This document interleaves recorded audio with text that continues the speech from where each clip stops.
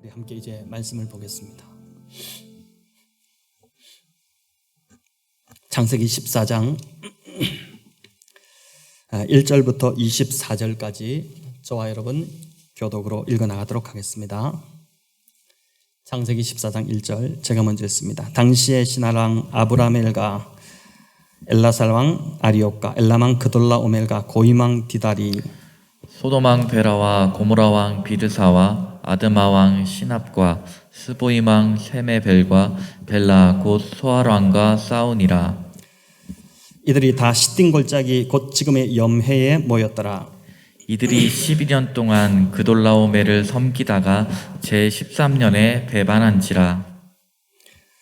제14년에 그돌라오멜과 그와 함께한 왕들이 나와서 아스드롯 가르나임에서 르바 족속을 함에서 수수 족속을 사회 기랴다임에서 엠 족속을 치고 호리 족속을 그 산 세일에서 쳐서 광야 근방 엘 바란까지 이르렀으며 그들이 돌이켜 엠미스밧 곧 가데스에 이르러 아말렉 족속의 온 땅과 하사손 다말에 사는 아모리 족속을 친지라.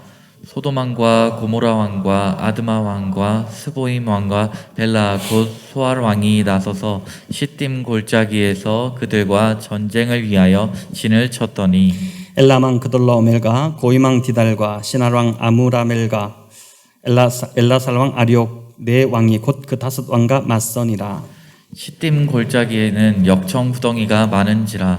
소돔 왕과 고모라 왕이 달아날 때에 그들이 거기 빠지고 그 나머지는 산으로 도망하매 네 왕이 소돔과 고모라의 모든 재물과 양식을 빼앗아가고 소돔에 거주하는 아브람의 조카 롯도 사로잡고 그 재물까지 노략하여 갔더라. 도망한 자가 와서 히브리 사람 아브라함에게 알리니 그때에 아브라함이 아모리 족속 마므레 상수리 숲을 근처에 거주하였더라. 마므레는 에스골의 형제요 또 아넬의 형제라. 이들은 아브라함과 동맹한 사람들이더라. 아브람이 그의 조카가 사로잡혔음을 듣고 집에서 길리고 훈련된 자 318명을 거느리고 단까지 쫓아가서 그와 그의 가신들이 나뉘어 밤에 그들을 쳐부수고 다메섹 왼편 호바까지 쫓아가 모든 빼앗겼던 재물과 자기의 조카 롯과 그의 재물과 또 부녀와 친척을 다 찾아왔더라. 아므람이 그돌라오멜과 그와 함께한 왕들을 쳐부수고 돌아올 때에 소돔 왕이 사회 골짜기 곧 왕의 골짜기로 나와 그를 영접하였고 살렘 왕 멜기세덱이 떡과 포도주를 가지고 나왔으니 그는 지극히 높으신 하나님의 제사장이었더라. 그가 아므람에게 축복하여 이르되 천지의 주제이시여 지극히 높으신 하나님이여 아므람에게 복을 주옵소서. 너희 대적을 내 손에 붙이신 지극히 높으신 하나님을 찬송할지로다 하매 아브라함이 그 얻은 것에서 10분의 1을 멜기세덱에게 주었더라. 소돔 왕이 아브라함에게 이르되 사람은 내게 보내고 물품은 네가 가지라. 아브라함이 소돔 왕에게 이르되 천지의 주제이시오 지극히 높으신 하나님 여호와께 내가 손을 들어 맹세하노니 네 말이 내가 아브라함으로 치부하게 하였다 할까 하여 내게 속한 것은 실오라기나 들매끈 한 가닥도 내가 가지지 아니하리라. 오직 젊은이들이 먹은 것과 나와 동행한 아넬과 에스골과 마므레의 분깃을 제할지니 그들이 그 분깃을 가질 것이니라. 아멘. 네, 오늘 창세기 14장 롯을 구하는 아브라함 제목으로 함께 말씀을 나누겠습니다. 창세기 14장은 이제 전쟁의 이야기로 시작됩니다. 우리가 1절, 2절 읽었지만은 생소한 참 이 이름의 나라와 왕들이 나오는데 간단히 말씀드리면 북방의 4나라와 남방의 5나라가 4대5로 지금 전쟁을 벌인 것입니다. 3절은 전쟁의 장소가 이제 나오는데 이들이 다 시딘 골짜기 곧 지금의 염해에 모였더라 이렇게 합니다. 염해는 오늘날 이스라엘 남쪽에 있는 사해 바다 사해를 일컫습니다. 즉 이곳은 남방의 5나라 연합군의 홈그라운드였습니다. 숫자도 더 많고 지리적으로도 홈그라운드니 남방의 5나라가 매우 유리할 것 같았지만 그러나 이 남방 5나라는 작은 도시 국가들에 불과했고 지금 이들을 치는 이 북방의 엘람 그돌라오멜은 이제 당시 세계의 맹주였습니다. 그러니까 혼자서도 남방의 이 5나라를 충분히 무찌를 수 있는 그런 강력한 힘을 가진 왕이었고 나라였습니다. 4절은 이 전쟁이 왜 일어나게 됐는지를 그 이유를 알려주는데, 소돔을 비롯한 이 남방의 도시국가들이 북방의 맹주였던 그달라오멜에게 반기를 들었기 때문입니다. 12년간 조공을 바쳤는데 더 이상 굽신거리는 것이 싫어서 13년 되던 해에 이들이 5나라가 힘을 합쳐서 반란을 일으킨 것입니다. 그러나 그 결과는 오늘 본문에 보듯이 아주 처참했습니다. 그달라오멜이 이제 괘씸히 여겨서 북방 연합군을 형성했고, 그 군대가 지금 파죽지세로 몰고 내려오고 있는 것입니다. 5절에서 7절을 보면 남방으로 내려오면서 가나안 도시 국가들을 하나씩 다 파괴시킵니다. 아스드롯 가르나임에서 르바 족속을 쳤다 이렇게 나오는데, 이 아스드롯 가르나임은 지도로 보면, 오늘 이제 지도가 뒤에 우리가 지금 비치를 했는데 오늘 좀 사서 또 한번 보시면 좋겠습니다. 북동쪽, 이스라엘의 그 북동쪽에 이제 위치해 있고, 이들이 요단 서편길로 내려온 것이 아니라 그렇게 예상을 했는데 요단 동편길로 이렇게 내려온 것입니다.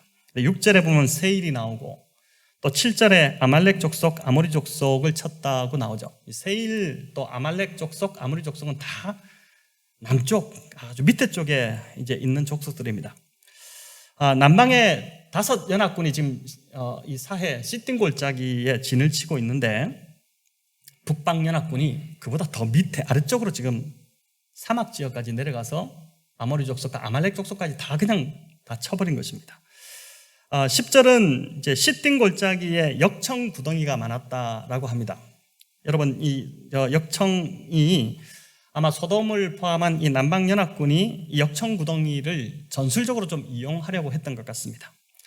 역청 구덩이는 말 그대로 이제 아스팔트 구덩이입니다. 요즘도 공사할 때 이제 아스팔트, 이제 찐득찐득한 그 아스팔트, 시커먼 아스팔트 있지 않습니까? 그게 이제 액체로 돼가지고 구덩이들이 많았는데, 그 위에 이렇게 흙을 덮어서 이제 거기에 빠지도록 그렇게 이제 함정을 판 것이죠. 바벨탑을 쌓을 때 벽돌과 벽돌 사이를 이 역청으로 발랐습니다. 이제 굳어지면 딱딱해지는 것이죠. 군사들이 거기 빠지게 되면 이제 못 빠져나오는 그런 상황입니다. 그런데 예상했던 것과 달리 아래쪽에서 지금 치고 올라오게 되니까, 위에서 내려올 줄 알고 그렇게 역청 구덩이를 배치했는데 아래쪽에서 치고 올라오다 보니까 이제 궁지에 몰린 이 남방 연합군이 도망가다가 자신들이 파놓은 함정에 자신들이 빠져버리는 그런 일이 발생한 것입니다. 홈그라운드의 그 이점인 지형지물을 이용해서 이들이 승기를 좀 잡아보려고 했지만, 오히려 그것이 남방연합군의 발목을 잡아버린 셈이 돼버렸습니다. 우리도 보면 늘 이제 자신이 잘 안다고 하는 것에 걸려 넘어집니다. 이것은 내 전공 분야다, 이것은 내 영역이다, 이렇게 하면서 자기가 자신 있다고 하는 것, 자기가 잘한다고 하는 것에서 의외로 넘어지고 실패합니다. 그래서 이제 섰다고 생각할 때 그때 넘어질까 늘 조심해야 되고, 매사 모든 것을 하나님을 의지하면서 한 걸음 한 걸음 가는 것이 그게 참 지혜롭게 사는 방법이라고 할 수 있습니다. 자, 문제는 이 전쟁으로 인해서, 이 본문이 지금 우리에게 말씀하고자 하는 것은 이 전쟁으로 인해 소돔에 살던 아브라함의 조카 롯도 사로잡혀가 버렸다는 것입니다. 우리 11절 12절 같이 한번 읽겠습니다. 내 왕이 소돔과 고모라의 모든 재물과 양식을 빼앗아가고 소돔에 거주하는 아브라함의 조카 롯도 사로잡고 그 재물까지 노략하여 갔더라. 자, 지난주 살펴본 대로 이제 롯은 자신이 원해서 지금 소돔과 고모라 근처로 갔습니다. 이제 롯이 선택해 간 곳, 그곳이 말씀해 보면 이제 여호와의 동산 같고 애굽 땅과 같았다 이렇게 하죠. 그렇게 자기가 원하는 곳에 가면 모든 일이 술술 잘 풀릴 줄 알았습니다. 이제부터 꽃길만을 걸을 줄 알았죠. 하지만 롯을 기다린 것은 전쟁이었습니다. 풍요를 보고 쫓아갔는데 자기가 가진 모든 것까지 다 빼앗아가는 그 전쟁의 소용돌이에 롯이 지금 휘말려 버린 것입니다. 한치 앞을 볼 수 없는 게 인생이라는 것을 이 롯이 우리에게 지금 가르쳐 줍니다. 원하는 걸 손에 넣으면 인생이 바뀔 것 같이 생각하지만, 그러나 그걸 손에 쥰으로 더 큰 거를 잃어버릴 수 있는 게 인생이라는 것입니다. 내가 원하는 자리에 앉으면 모든 일이 잘 풀릴 것 같지만 어떻습니까? 막상 그 자리에 가보면은 내가 생각지도 못했던 뜻밖의 문제가 또 나를 기다리고 있습니다. 그래서 인생은 롯처럼 눈에 보이는 거, 눈에 좋아 보이는 거, 또 그걸 쫓아가거나 또 머리를 굴리고 계산기를 두드려서 그래서 결정하면 안 되고 늘 하나님께 기도하고 하나님 의지하고 하나님의 인도하심을 쫓아가야 하는 것입니다. 롯과 달리 자신의 선택을 하나님께 맡긴 이 아브라함이 간 곳은 우리가 지난주에도 보았지만 헤브론이라는 곳이었습니다.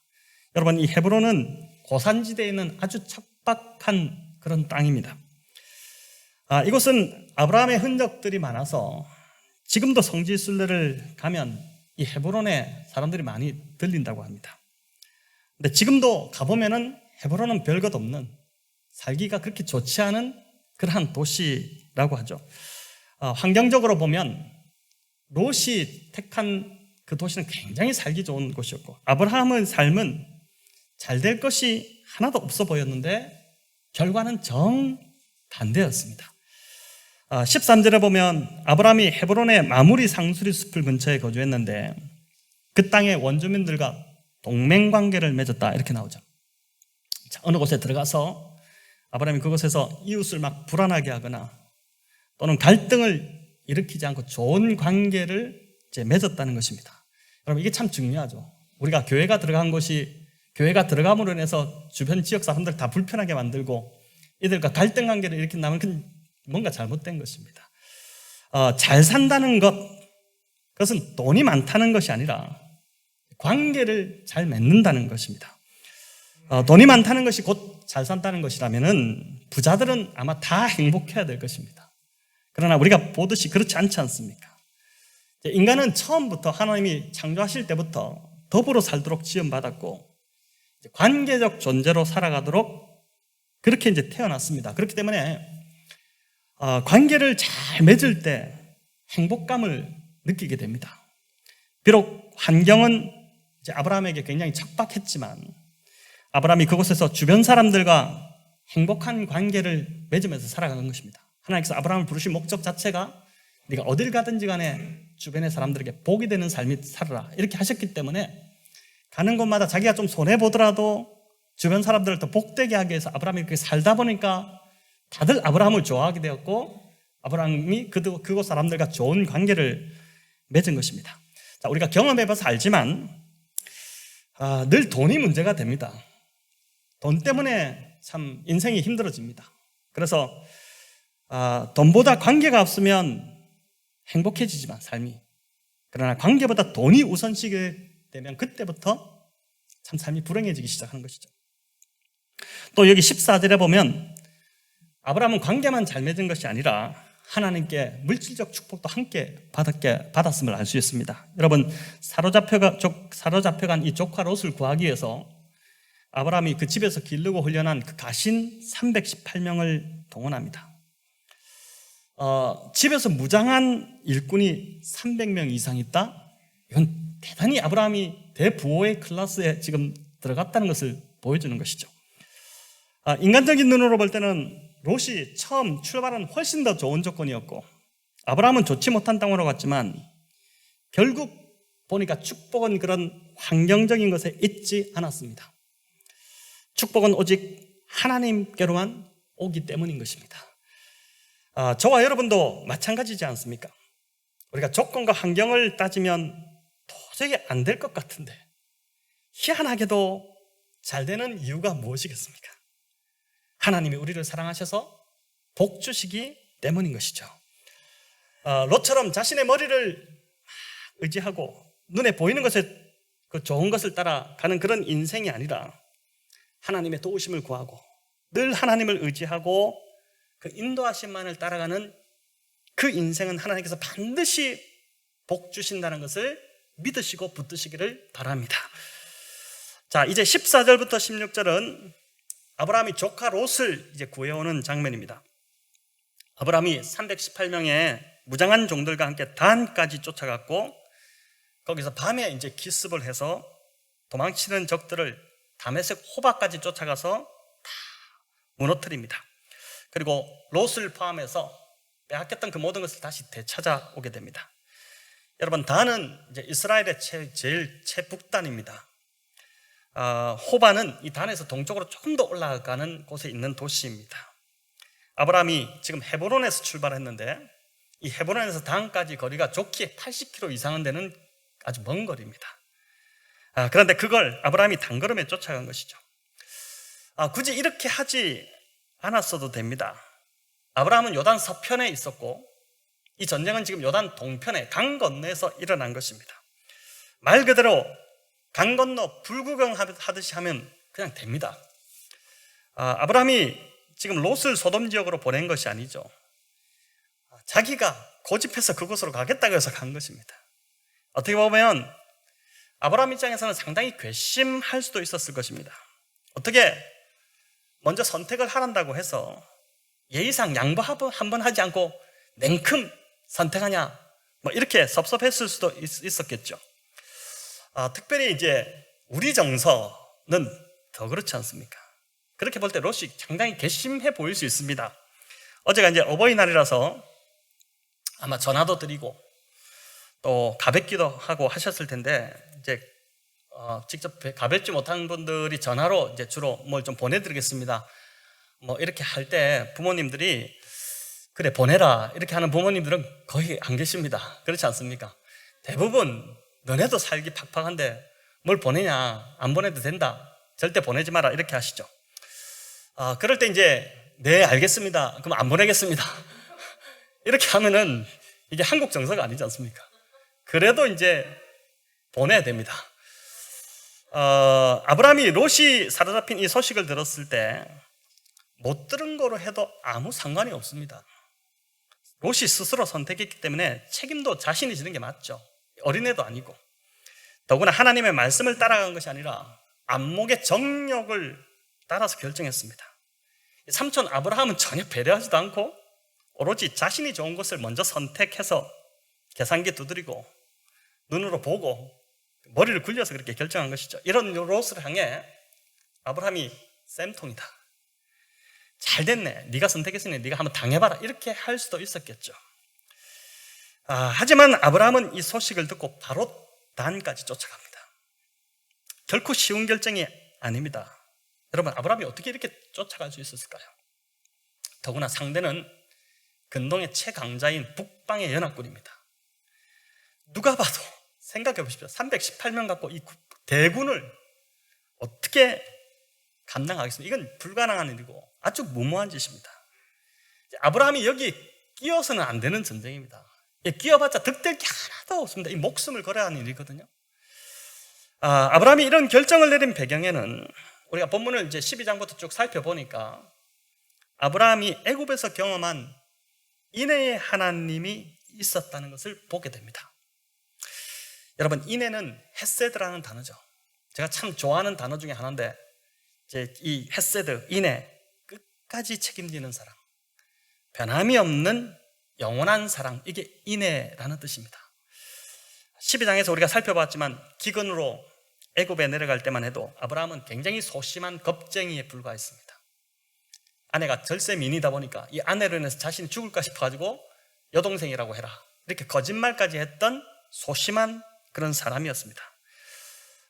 그러나 하나님은 이 실패한 아브라함을 버리지 않으시고 어떻게 합니까? 끝까지 책임지셨습니다. 오히려 축복하셨습니다. 연약하다고 믿음의 조상으로 불렀더니 하는 짓 봐라 이렇게 하면서 이제 형편없네 이렇게 하지 않으시고 끝까지 그를 자격 없다 하지 않으셨죠. 이게 아브라함이 애굽에 실패해서 경험한 하나님의 성품이었습니다. 아브라함이 하나님의 인애를 맛보았기에 그가 롯이 이런 일이 당했을 때 그도 롯을 향한 인애의 마음이 그 마음 안에 생기기 시작한 것입니다. 여러분, 누구든 이런 곤란한 상황에 끼어들고 싶지 않을 것입니다. 누가 끼어들고 싶겠습니까? 그런데 아브라함이 인애의 하나님을 본인이 경험하고 나니까 가만히 있을 수 없었습니다. 이것이 나에게 유리한가 보다는 이게 하나님이 기뻐하시는 것인가, 여러분 이게 중요하죠. 이걸 먼저 생각하게 되었고 또 사사로운 감정에 지금 따라 그가 휩쓸린 것이 아니라 하나님이 원하시는 뜻에 그 뜻을 따라가고 싶어진 것입니다. 그래서 저와 여러분이 보니까 은혜가 메마르면 인색해집니다. 내가 지금 이 상황이 내가 이렇게 나아진 것이 하나님의 은혜로 된 것인데, 마치 이제 은혜가 사라지면 내가 잘해서 내가 능력이 돼서 이제 이렇게 된 것처럼 착각하기 시작합니다. 그렇게 되면 이제 나타나는 증상이 자기보다 못한 사람 대할 때 함부로 대하기 시작하고 업신여기기 시작합니다. 사람이 차갑고 아주 딱딱해지기 시작합니다. 상대의 사정을 먼저 살피고 배려하고 긍휼히 여기기보다는 원칙을 들이대기를 좋아하는 사람으로 바뀌어버리는 것입니다. 이런 사람의 특징이 뭔지 압니까? 화를 많이 냅니다. 별것 아닌 일에도 버럭 화부터 냅니다. 화를 참지 못하는 것이죠.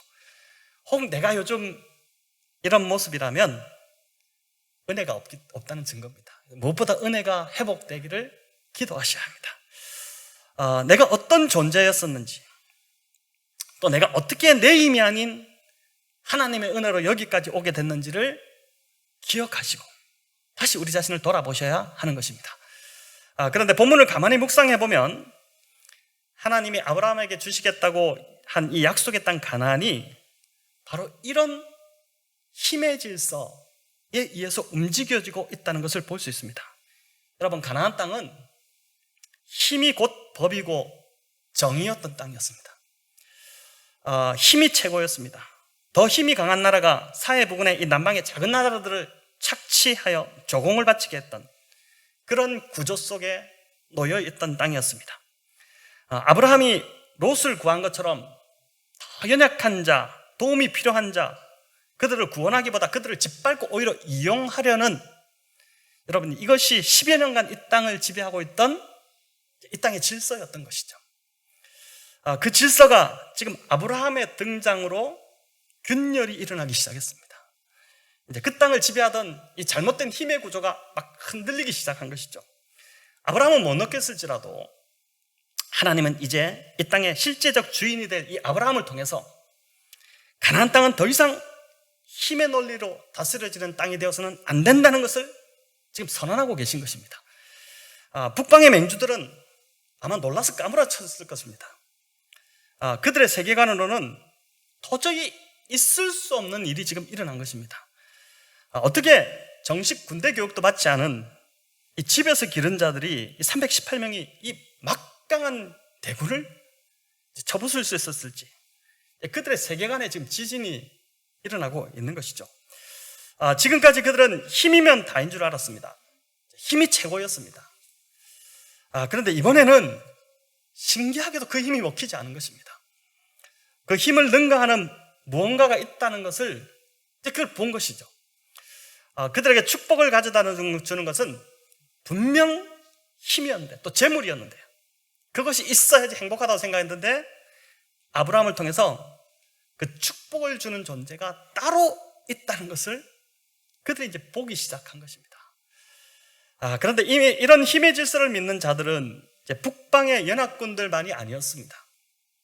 그동안 힘이 없어 조공을 바쳐온 이 남방의 사람들도 보니까 똑같이 힘의 논리 속에서 그 힘을 믿으며 살아오던 자였던 것입니다. 여러분, 17절 18절을 보면 승리하고 돌아온 아브라함을 맞으러 두 왕이 나오게 됩니다. 한 명은 남방 연합군을 대표하는 소돔 왕이고, 또 한 명은 멜기세덱이라는 살렘 왕입니다.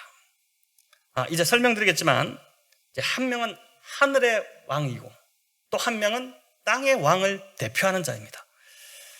먼저 멜기세덱이 떡과 포도주를 가지고 나왔습니다. 아마 지친 이 아브라함과 또 함께 싸웠던 자들을 먹이고자 그런 마음으로 이걸 준비해서 나왔을 것입니다. 여러분, 참 따뜻하지 않습니까?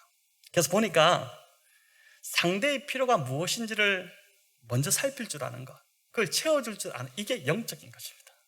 성령 충만함이 바로 이것이죠.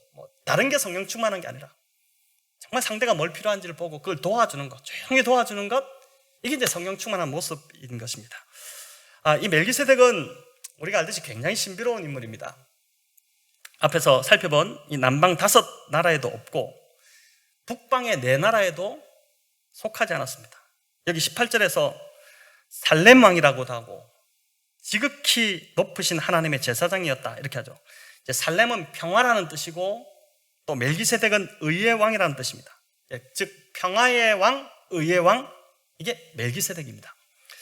그런데 이 멜기세덱이 히브리서 7장에서도 이제 언급이 되는데 히브리서 7장 1절부터 3절을 우리 같이 한번 읽어보겠습니다. 이 멜기세덱은 살렘 왕이요 지극히 높으신 하나님의 제사장이라. 여러 왕을 쳐서 죽이고 돌아오는 아브라함을 만나 복을 빈 자라. 아브라함이 모든 것의 10분의 1을 그에게 나누어 주니라. 그 이름을 해석하면 먼저는 의의 왕이요 그 다음은 살렘 왕이니 곧 평강의 왕이요 아버지도 없고 어머니도 없고 족보도 없고 시작한 날도 없고 생명의 끝도 없어 하나님의 아들과 닮아서 항상 제사장으로 있느니라. 아멘. 자, 여러분 보십시오. 이 굉장히 좀 신비롭지 않습니까? 근데 여기 마지막에 하나님의 아들과 닮아서 항상 제사장으로 있느니라. 이 구절 때문에 성경학자들은 이 멜기세덱이 바로 그 당시 아브라함을 찾아오셨던 현현하신 예수 그리스도, 우리의 대장 대신 대제사장 대신 예수 그리스도라고 이제 그렇게 봅니다. 이제 중요한 것은 20절인데 멜기세덱이 아브라함에게 복을 빌어주며 하나님을 찬송하라 이렇게 하는 것입니다. 우리 같이 한번 읽어보겠습니다. 너희 대적을 내 손에 붙이신 지극히 높으신 하나님을 찬송할지로다 하매 아브라함이 그 얻은 것에서 10분의 1을 멜기세덱에게 주었더라. 아멘. 자, 아브라함이 고작 318명으로 어떻게 그 많은 대군을 격파했는지를 지금 멜기세덱이 나와서 알려주는 것입니다. 만나자마자 이 싸움은 너의 능력으로 된 것이 아니라 하나님이 주신 힘으로 이겼다는 것입니다. 그러니까 하나님을 먼저 찬송해야 된다고 하는 것이죠. 여러분, 이와 비슷한 표현이 여호수아에도 나오는데 10장 42절 여기도 읽어볼까요? 이스라엘의 하나님 여호와께서 이스라엘을 위하여 싸우셨으므로 여호와께서 이 모든 왕들과 그들의 땅을 단번에 빼앗으니라. 아멘. 이 말도 안 되는 일이 일어난 것이죠. 어떻게 이런 일이 일어날 수 있습니까? 여호수아가 단번에 땅을 차지한 이유도, 또 아브라함이 그렇게 많은 대군을 격파한 이유도 하나님께서 친히 싸우셨기 때문에, 전쟁이 하나님께 속했기 때문에 여호수아가 이기게 됐다는 것입니다. 그러니 당연히 하나님을 찬양해야 된다라는 것이죠. 아마 아브라함에게는 이때가 인생의 가장 큰 위기였을 것입니다. 변방의 초라한 뜨내기 목자로 살아가던 아브라함이었습니다. 하나님께서 가나안 땅을 그에게 주시겠다고 약속하셨지만 그의 존재가 그 땅에서 전혀 드러나지 않았습니다. 그런데 이 일이 있기 전까지는 아브라함을 아무도 알지 못했습니다. 하지만 이제는 가나안 땅에 아브라함의 이름을 모르는 사람이 없게 된 것입니다. 그의 용맹이 막 전설이 되어서 여러 사람의 입에 막 오르내리기 시작한 것이죠.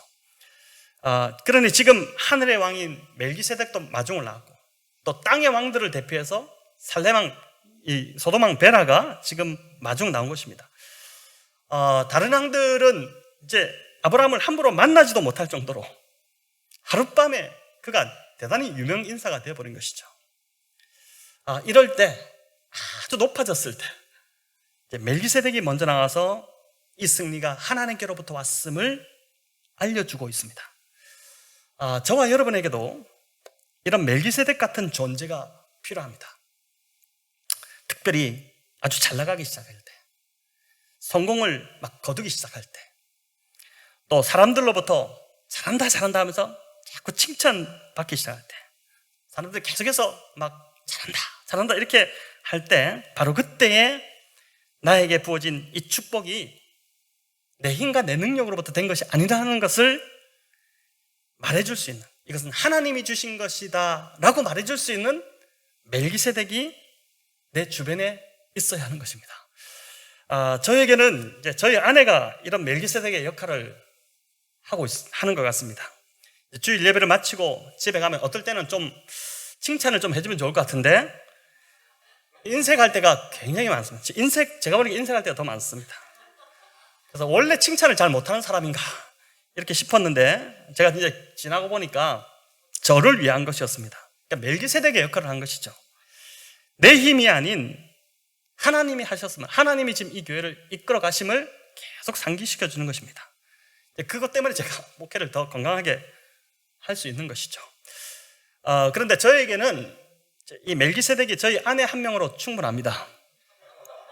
저희 성도님들은 의도적으로 저에게 멜기세덱처럼 하려고 하지 않으셔도 됩니다. 멜기세덱도 필요하지만 위로와 격려도 참 필요하기 때문인 것이죠. 이제 21절은 땅의 왕인 소돔왕 이 베라의 반응이 나옵니다. 우리 같이 한번 읽어볼까요? 소돔왕이 아브라함에게 이르되 사람은 내게 보내고 물품은 내가 가지라. 자, 여러분 얼핏 들으면 굉장히 선심 쓰는 것처럼 그렇게 들립니다. 되찾아온 물품은 아브라함 보고 다 가지라고 하고 사람만 돌려보내라는 것이죠. 그런데 가만히 생각해 보면 지금 소돔왕이 이런 말 할 자격이 없습니다. 그가 북방왕에 비해서 이미 다 잃어버린 것입니다. 그가 이런 말 할 주제가 아니죠. 아브라함이 대차제이기 때문에 관행적으로 볼 때 이것은 소돔왕께 아니라 소돔왕이 빼앗겼다 하더라도 이건 아브라함 소유입니다. 사람이건 물품이건 모든 것은 다 아브라함 것입니다. 그럼에도 아브라함이 보니까 22절에서 참 아브라함의 위대함인데 뭐라고 합니까? 하나님께 손을 들어 맹세하면서 소돔왕의 것은 실오라기 하나라도 갖지 않겠다고 합니다. 그냥 하는 말이 아닙니다. 진짜 맹세하면서 내 절대 안 갖겠다. 여러분 왜 그럴까요? 이걸 받게 되면 아브라함이 잘된 게 다 내 덕이다 이렇게 하면서 소돔왕이 떠벌리고 다닐 게 뻔히 보였기 때문입니다. 그런 인간임을 이제 아브라함이 알아챈 것이죠. 살레망, 하늘의 왕 살레망과 땅의 왕 소돔이 너무 차이가 납니다. 이 땅의 왕 소돔이 역시 그 땅의 질서, 그 힘의 질서를 따라서 지금 지배를 받고 있는 그런 사람인 것이죠. 아브라함은 처음부터 이런 전리품을 얻으려고 이 전쟁에 뛰어든 것이 절대 아니었습니다. 앞에서도 말씀드렸지만 그 자신이 애굽에서 실패했을 때도 끝까지 변함없이 책임지시는 그 하나님의 인애를 그가 경험했기 때문에 그 인애로 이 롯을 구하고자 뛰어든 것이지 않습니까? 소돔왕의 제안 이걸 거절하기가 참 쉽지 않았을 것입니다. 여러분 생각해 보십시오. 이 한 도시국가의 모든 재물이 지금 아브라함에게 들어오는 것입니다. 무슨 롯도 한번 이거 비교가 안 되는 것입니다. 예수님도 이런 제안을 광야에서 사단에게 40일 금식 끝난 뒤에 받으셨지 않습니까? 근데 아브라함이 지금 단호히 거절하죠. 이미 어디서 나올 수 있었을까? 그가 이미 애굽에서부터 하나님의 공급하심을 경험했기 때문입니다. 그래서 신앙은 참 경험하는 것이 중요합니다. 내가 경험해봐야지 진짜 하나님 살아계시구나 아는 것이죠. 그러니까 진정한 복이 하나님께로만부터 온다는 것을 그가 경험한 것입니다. 이제 땅의 복과 비교할 수 없는 하늘의 복을 그가 이미 맛보았기 때문에 이게 눈에 들어오지 않는 것이죠. 그런 제한 자체가 시덥지 않은 것입니다. 저와 여러분이 지금 발딛고 살아가는 이 세상은 4,000년 전에 아브라함이 살아갔던 가나안 땅과 다를 바 없습니다. 힘의 질서가 움직이는, 힘의 질서가 다스리는 그러한 세상입니다. 힘이 있어야 되고 돈이 있어야 되고 돈이 최고고 돈이 있으면 다 할 수 있는 세상, 그렇게 이제 사람들 그 가치 속에서 살아가는 것이죠.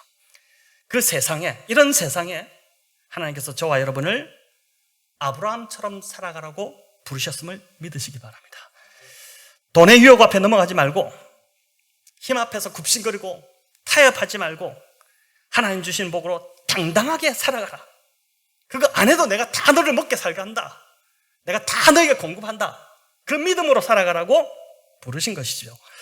또 하나님 주신 복으로 아브라함이 롯을 이렇게 구했던 것처럼 더 연약한 자들, 도움이 필요한 자들, 또 영적으로 완전히 지금 사로잡혀 있는 자들, 그런 자들을 건져내라고 저와 여러분에게 복을 주셨음을 믿으시기를 바랍니다. 여러분, 이 마커스 예배 잘 아실 텐데, 마커스 찬양을 또 유튜브만 쳐도 많은 찬양이 마커스에서 불려지는 그 찬양들인데, 그 예배에서 말씀 사역을 참 은혜롭게 감당하시는 김남국 목사님 계십니다. 이분이 신학교를 다니실 때 겪었던 그 일인데, 어느 한 집사님이 이제 신학생을 돕겠다고 그런 서원을 하셨는데, 기도하는 가운데 이제 이 목사님이 생각이 나서 연락을 주신 것입니다. 이때는 그분이 전도사님이셨죠. 그러니까 늘 신학교 때 가난해가지고 이제 밥 먹는 것도 그렇고, 저희 신대원도 이제 식권을 한 번씩 교회에서 설교하러 오신 목사님들이 전 학생들 이제 밥을 공짜로 먹게 하고, 제가 신학교 다닐 때만 해도 식권이 없어서 밥을 못 드시는 분들이 있었거든요. 근데 이제 그렇게 참 고생을 하면서, 등록금은 또 큰 돈이니까 얼마나 마음이 고생이 되겠습니까? 그분이 졸업할 때까지 등록금을 내어준다 이렇게 하니까 이게 얼마나 감사한 일입니까? 그래서 이제 등록금이 해결됐다 싶어서 그동안 자신을 이렇게 어렵게, 자신을 후원해주는 분들도 참 어려운 상황임에도 불구하고 어렵게 후원해주는 분들한테 연락을 드려가지고, 이제 내 등록금 해결됐으니까 더 이상 후원하지 않으셔도 된다, 너무 감사하다, 이렇게 하면서 이제 연락을 다 드렸습니다. 그런데 2월에 이제 등록금 고지서가 날아왔고, 이 전도사님이 그래서 이제 이 등록금 고지서를 받고 도움을 주시겠다는 분한테 연락을 드렸는데, 그분이 뭐라고 하시냐면은 내가 다시 기도하고 있다 이렇게 한 것입니다. 어떤 한 사람이 자신을 굉장히 섭섭하게 했는데, 그 섭섭하게 한 사람이 다름 아니라 그 목사님, 김남국 목사님의 가까운 친인척이었기 때문에 다시 기도하고 있다고 한 것이죠. 한마디로 말하면 내 기분이 상했으니 와서 나를 좀 달래라 이렇게 한 것입니다. 이분이 며칠간 기도한 후에 그분을 찾아갔습니다. 그리고 어렵게 말씀을 꺼냈죠. 집사님, 제가 지금부터 드리는 말을 건방지다고 생각하지 마시고 교회 전도사가 집사님에게 드리는 말씀이다 이렇게 하고 받아주시면 좋겠습니다 하고 이제 말을 꺼냈는데, 제가 부족하지만 신학교에 간 이유는 하나님의 영광을 위해서 살고자 했기 때문입니다. 그런데 제가 아는 하나님, 제가 믿고 있는 하나님, 제가 따르는 하나님은 기도 중에 누구에게 주어라 했다가 벼랑간 다시 생각해보라 이렇게 하는 분이 아닙니다. 저는 하나님의 영광을 위해 살기로 했고, 그렇기 때문에 하나님 주시는 것만으로 살기로 작정한 사람입니다. 그런데 저희 등록금 문제로 하나님의 이름이 바람직하지 않게 거론되는 것이 굉장히 불편하고 부담이 됩니다. 그래서 호의는 감사하지만 등록금을 받지 않겠습니다. 하나 더 붙여가지고, 혹 앞으로 다른 신학생들을 후원하고 싶으시다면 담임 목사님 통해서 조용히 후원하시든지, 아니면 헌금함에 후원할 사람의 이름을 써놓으시고 그렇게 하십시오. 안 그러면 당신을 자랑하는 것밖에 되지 않습니다. 굉장히 멋지게 한 방을 먹이고 거절하고 나온 것이죠. 그런데 그렇게 며칠 큰 소리 쳤지만은 그 며칠 상간에 등록금 낼 기회가 나오니까 마음이 막 속으로 끙끙끙끙 거리고 있었습니다. 그런데 거의 등록금 낼 그 시점에 이 목사님에게 제자 훈련을 받던 한 자매가 연락이 온 것입니다. 찾아왔는데 굉장히 떨리는 목소리로 너무 조심스럽게 말을 꺼내더랍니다. 자기가 등록금 이미 다 냈는데 이번에 뜻하지도 않게, 생각지도 않게 장학금이 나왔다는 것입니다. 이 장학금을 그래서 어떻게 하면 좋을까? 그 고민으로 이제 기도했는데 하나님께서 전도사님에게 이 장학금을 갖다 드리라는 그 마음을 주셨다는 것이죠. 이번에 이제 그때 하나님께서 채우신다는 것을 경험을 한 것입니다. 이제 저 같은 경우도 지금 이제 막 설교를 하다 보니까 생각이 나는데, 우리 이제 함께 했던 한 자매가 등록금 문제로 굉장히 고민하고 있었을 때, 이제 그때 딱 정확히 300만 원의 등록금이 필요한데, 단기 선교 중에 이제 막 연락이 왔습니다. 그 아버지한테 연락이 와서 네가 지금 등록금도 말은 안 하고 어디가 있느냐 하면서 막 뭐라 하시고, 해외로 전화해서 막 그걸 받고 막 힘들어하고 이렇게 했는데, 그 자매가 그 전화 받고 너무 마음이 상해가지고 그 밤에 하나님을 펑펑 울고 그렇게 이제 기도하고 하나님만 믿고 돌아왔죠. 이제 등록금보다도 선교가 우선이다 해서 떠났는데, 돌아왔는데 그 주일에 와서 간증하고 이제 반주로 섬기려고 앉아 있는데 한 분이 성도가 부른 것입니다. 나가 보니까 봉투를 하나 주시는데, 나 모르겠는데 어떤 분이 나한테 이걸 이제 누구 등록금 필요한 학생 없냐 그렇게 해서 봉투를 전달받고, 이걸 어떻게 할까 기도하는 중에 네 생각이 났다. 그래서 이제 그 봉투를 받은 것이죠. 이 자매가 깜짝 놀랐지 않습니까? 그런데 열어보니까 얼마나 있었겠습니까? 정확하게 300만 원. 이게 하나님께서 채우신다는 것을 그 자매가 그때 진짜 기적적으로 경험한 것이죠. 여러분이 이제 말씀을 맺고자 합니다. 사랑하는 성도 여러분, 저와 여러분의 공급자가 하나님 한 분이시며 축복이 오직 하나님으로부터 온다는 것을, 그 믿음을 결코 버리지 마시기 바랍니다. 또 이 믿음이 이번 주 구체적으로 저와 여러분의 삶에서 경험되기를 기도하면 좋겠습니다. 이런 우리를 통해 세상은 힘과 돈이 전부가 아니라는 것을 알게 될 것이고, 그걸 뛰어넘어 일하고 계시는 하나님 절대자가 있다는 것을 보게 될 것입니다. 여러분, 이 시간 기도하실 때 내 힘으로 하려고 했던 것 좀 내려놓으시고, 이제 좀 제발 그 짓 하지 마시고, 하나님만 의지하오니 도와주시옵소서. 주여 불쌍히 여겨주시옵소서. 이렇게 기도하면 좋겠습니다. 특별히 물질적 어려움이 있는 분들은 아버지 되시는 하나님께 구하십시오. 구체적으로 구하시기 바랍니다. 또 건강에 어려움이 있는 분들이 있다면 이 시간 하나님 능력으로 임하셔서 친히 고쳐주시도록 간절히 기도하시면 좋겠습니다. 이를 통해서 정말 저와 여러분이 하나님이 살아계시다는 것, 그걸 이번 주에 좀 경험하면 좋겠습니다. 또 이미 하나님의 넘치는 복을 받으신 분들이 있다면 왜 그걸 주셨는가 잘 생각해 보십시오. 롯처럼 사로잡혀 있는 자들, 정말 연약한 자들, 도움이 필요한 자들, 그들에게 하나님의 복을 흘려보내라고 주신 것입니다.